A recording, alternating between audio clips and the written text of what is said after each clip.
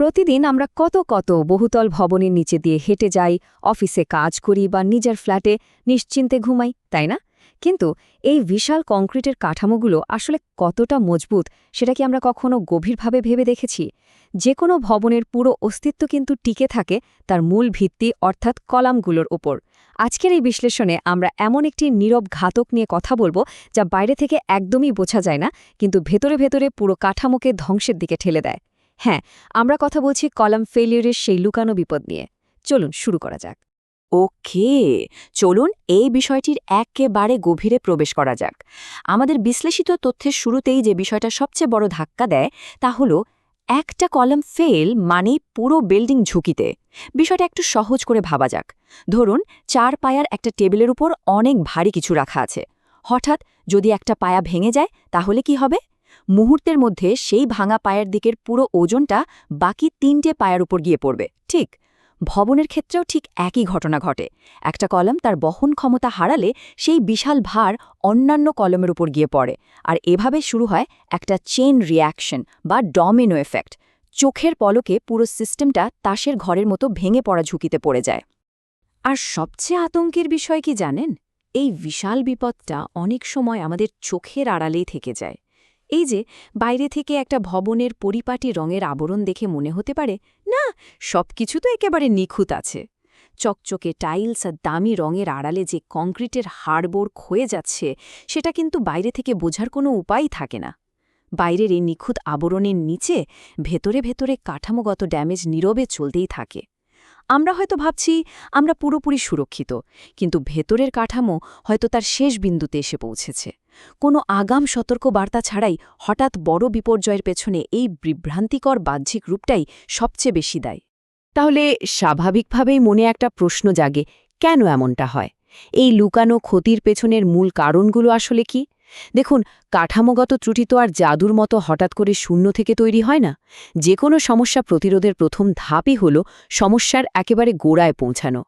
আজকের এই ডেটাগুলো ঘাঁটতে গিয়ে আমরা মূলত 5টি প্রধান কারণ খুঁজে পেয়েছি, যেগুলো সম্পর্কে আমাদের সবারই পরিষ্কার ধারণা থাকা অত্যন্ত জরুরি। কারণগুলো খুব সুনির্দিষ্ট। প্রথমত, ভুল নকশা। ভবনের লোড বা ওজন যদি সঠিকভাবে হিসাব না করে নকশা করা হয়, কলম সেই অতিরিক্ত ভার নিতেই পারবে না। দ্বিতীয়ত, কম রড। কনক্রিট চাপ সামলায় আর রড সামলায় টান। খরচ বাঁচাতে গিয়ে কম রড ব্যবহার করলে কলম তার মূল শক্তিটাই হারিয়ে ফেলে। তৃতীয় কারণ হল দুর্বল কনক্রিট। সিমেন্ট বা বালির ভুল অনুপাত বা নিম্নমানের সামগ্রীর কারণে কনক্রিট প্রয়োজনীয় দৃঢ়তা অর্জন করতে পারে না। এরপর আসছে মাটির স্তর বসে যাওয়া। ভবনের নিচের মাটি কোনো কারণে অসমভাবে দেবে গেলে কলামের ওপর মারাত্মক চাপ পড়ে। আর সবশেষে অনুমোদিত পরিবর্তন। কোনো রকম ইঞ্জিনিয়ারিং যাচাই বাছাই ছাড়াই 3 তলার ওপর 5 তলা তুলে ফেলা বা খেয়ালখুশি মতো দেওয়াল ভাঙার কারণে কাঠামোর ওপর অপ্রত্যাশিত চাপ সৃষ্টি হয়। এই প্রত্যেকটি ভুলই কিন্তু ভবনের আয়ন নীরবে শেষ করে দেয়।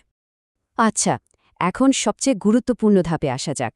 কিভাবে বোঝা যাবে যে চোখের আড়ালে এত বড় একটা বিপদ ঘনিয়ে আসছে? ভবন ধসে পড়ার আগে কি সত্যি কোনো সতর্কবার্তা দেয়? সুসংবাদটা হলো, এই বিপদ শনাক্ত করার জন্য কারো সুপারম্যানের মতো এক্স-রে ভিশন বা স্পেশাল কোনো যন্ত্রের দরকার নেই। শুধু একটা সচেতন দৃষ্টি থাকলেই হয়। একটা কাঠামো পুরোপুরি ভেঙে পড়ার আগে মূলত তার গায়ে ফুটে ওঠা কিছু নির্দিষ্ট লক্ষণ বা রেড ফ্ল্যাগের মাধ্যমে সাহায্য চাইতে থাকে।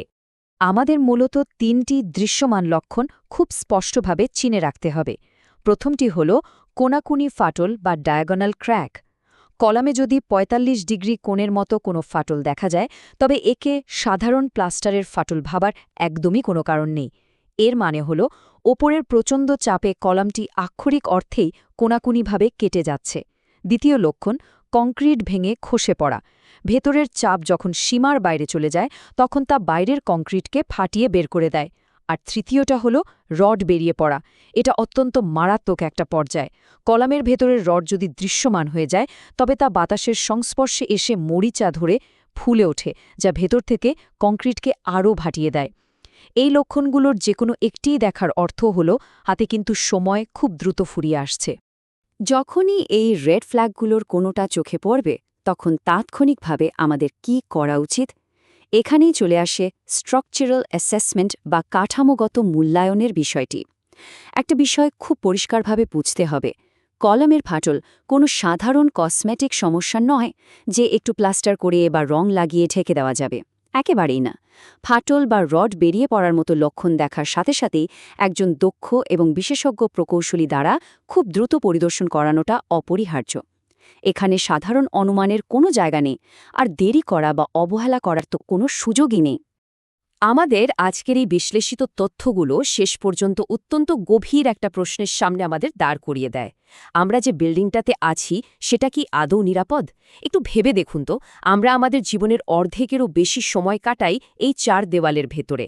আমরা চোখ বন্ধ করে বিশ্বাস করি যে মাথার উপরের ছাদটা আমাদের সবসময় রক্ষা করবে, কিন্তু এই অন্ধবিশ্বাস কি সবসময় যৌক্তিক? চারপাশের কাঠামোগুলো কতটা মজবুত সে সম্পর্কে কেবল ধারণার ওপর নির্ভর না করে বস্তুনিষ্ঠ প্রমাণ খোঁজাটা কিন্তু এখন সময়ের দাবি। আর এই প্রশ্নের একটা সুনির্দিষ্ট উত্তর পাওয়ার একমাত্র নিশ্চিত উপায় হচ্ছে আজই পদক্ষেপ নেওয়া। আমাদের পুরো বিশ্লেষণে এই বিষয়টিতে সবচেয়ে বেশি জোর দেওয়া হয়েছে। একটা ভবন আসলে সুরক্ষিত কিনা তা শুধু খালি চোখে দূর থেকে দেখে নিশ্চিত হওয়া কোনোভাবেই সম্ভব নয়। এর জন্য প্রয়োজন একজন পেশাদার বিশেষজ্ঞের মাধ্যমে বিস্তারিত ইন্সপেকশন। ভবনটিতে কোনো লুকানো ত্রুটি আছে কিনা বা বর্তমান নকশা ভবিষ্যতের জন্য উপযুক্ত কিনা তা কেবল একজন প্রকৌশলী বৈজ্ঞানিক বিশ্লেষণের মাধ্যমে বলতে পারবেন। এটা কোনো ঐচ্ছিক বিষয় নয়, নিরাপদ জীবনের জন্য এটা একটা অত্যাবশ্যকীয় পদক্ষেপ। এই গুরুত্বপূর্ণ কাঠামোগত বিশ্লেষণের একেবারে শেষ পর্যায়ে এসে আমরা একটা অত্যন্ত কার্যকরী সমাধানের পথ দেখতে পাচ্ছি।